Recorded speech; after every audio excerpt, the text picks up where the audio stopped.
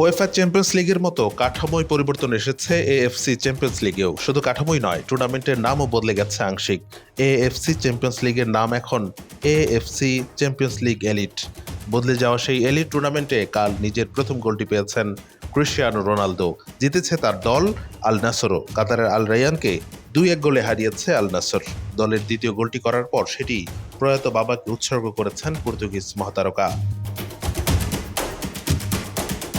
রিয়াদের king Saud university স্টেডিয়ামে কাল আল নাসরের হয়ে প্রথম গোলটি করেছেন সেনেগাল তারকা সাদিও মানে। প্রথমার্ধের গোল করার সময় সুলতান আল গান্নানের দারুণ এক ক্রসে হেডে গোলটি করেন লিভারপুল ও বায়ার্নের এই সাবেক খেলোয়াড়।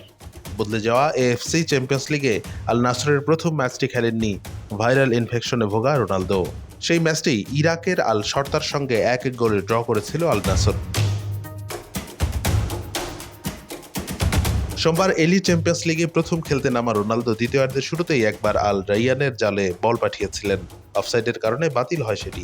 5 বার ওয়েফা চ্যাম্পিয়ন্স লিগ জয়ী রোনালদো এলি চ্যাম্পিয়ন্স লিগে নিজের প্রথম গোলটি পেয়ে যান 76 মিনিটে। আব্দুর রহমান গারিবের পাশ থেকে বা পায়ের বাঁকানো শটে গোলটি করেছেন CR7। ক্লাব ও আন্তর্জাতিক ফুটবল মিলিয়ে করা কেরিয়ারে 904তম গোলের পর দুহাত আকাশের দিকে তুলে প্রয়াত বাবাকে স্মরণ করেন রোনালদো। বেঁচে থাকলে সোমবার 71তম জন্মদিন পালন করতেন রোনালদোর বাবা। ম্যাচ শেষে রোনালদো নিজেই জানিয়েছিলেন সেটি। আজকের গোলটার অন্যরকম মানে আছে। বাবা বেঁচে থাকলে কি দারুণ ব্যাপারই না হতো। আজ তার জন্মদিন।